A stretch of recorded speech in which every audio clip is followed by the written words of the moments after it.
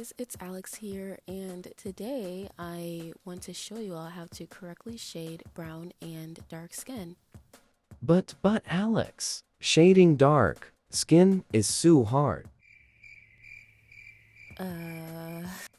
No more excuses because I'm going to teach you guys. Fun fact, by the way, you don't need to lighten up dark skin in order to edit it. Side eye.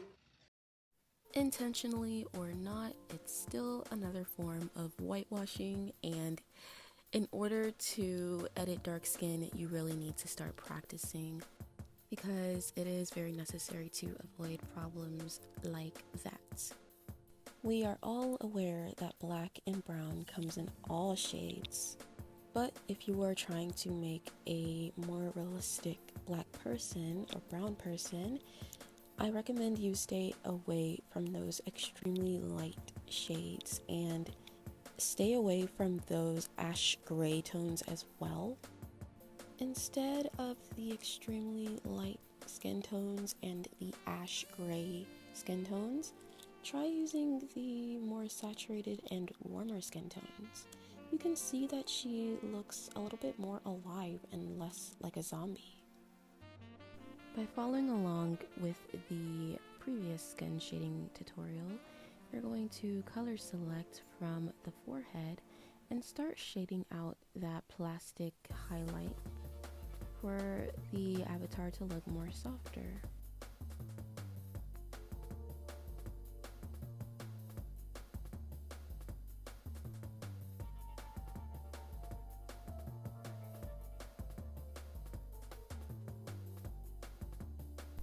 Once you've gotten rid of those plastic highlights, you're going to choose a darker and more saturated shade of the avatar's skin tone.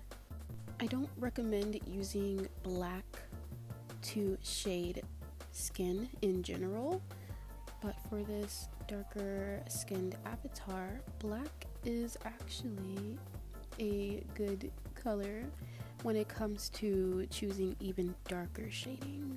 But for now, I'm choosing an extremely dark shade of brown. As you can tell by now, we are just doing the same thing as the initial shading tutorial. The only difference here is that we are using and shading on dark skin. So just continue to follow the same instructions that were made on the first tutorial.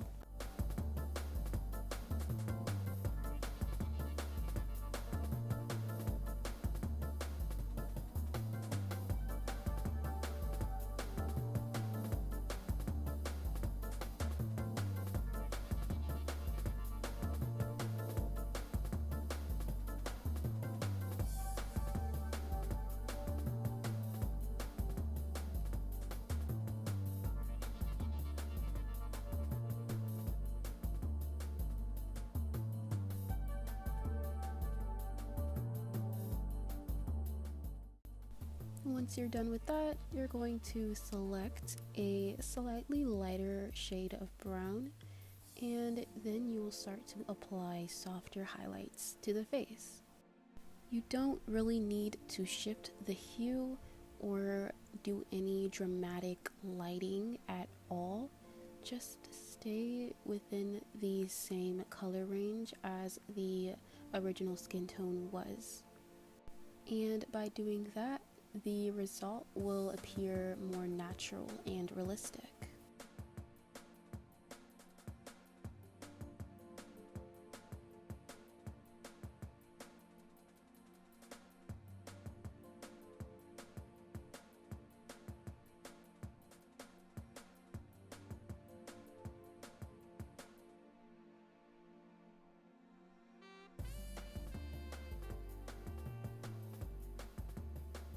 You can now start to color select the original skin tone and start dividing the shadows around the inner corners of the eye, like so. And then you can go back, choose a slightly darker shade to create a shadow at the side of the nose like this. And then you can color select that very soft highlight at the inner corner of the eye to make that highlight a little bit more detailed. Just so you can see that there is a difference between the highlight and the shadow. Choosing a reddish brown, you're going to create eye bags under the eyes. Now I'm just going to color select the shadows that we created and continue adding even more shadows to the face like this. I recommend adding shadows where they would be placed, like how the hair goes over the forehead. So I added a shadow there and it adds a really nice detail. At this point, you can continue to go back and forth with the soft highlighting and the shading that you created. Color select and add details to the skin. Now, since my character that I'm editing right now has very dark skin, I am going to use black to create even darker shadow. Since this character has a very dark skin tone, it is valid to shade with black. You just have to keep in mind on how much black that you are using, because if you use too much black everywhere, it's not going to look so good.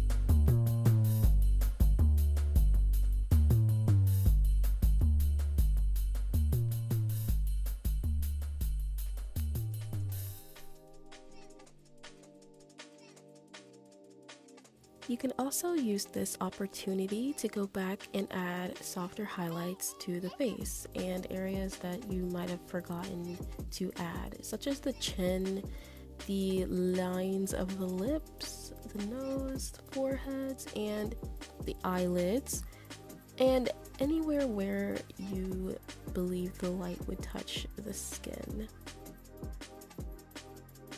And keep in mind that you can also place shadows and highlights in the areas that I'm placing them. I believe that will help a lot, and you will work faster by just copying what I'm doing as well.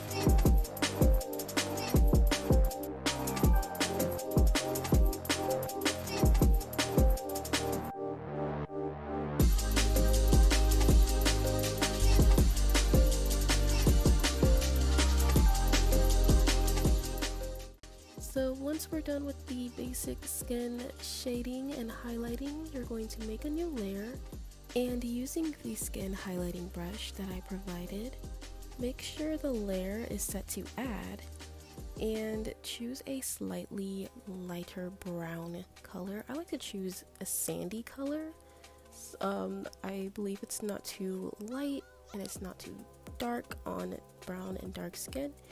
It also gives off a very natural touch as well, providing a not so harsh highlighting on brown and dark skin. So yes, I definitely recommend a light brown or sandy color. This is for highlighting in general on every single skin tone. When using the skin highlighting brush, I recommend you don't put it everywhere on the face or on the body. Just do little areas, because a little bit can take you a long way.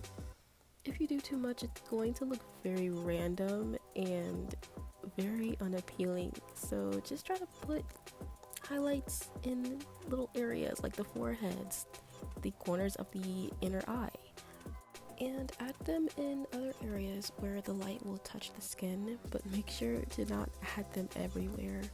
I know I'm obsessed with highlights, and it's my favorite part of adding details to edits, but try not to go too crazy with it.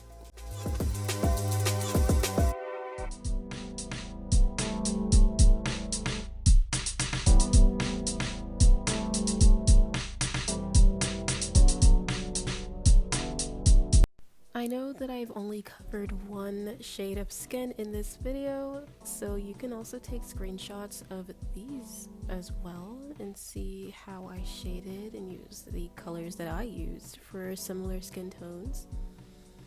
If you want to improve, I recommend looking at references and comparing your work to real life or other artists who are at least decent at shading skin colors such as black, brown, and anything in between.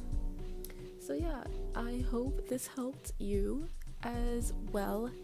Let me know if you have any questions, and yeah, I hope I see you again in the next one. Thank you, and bye.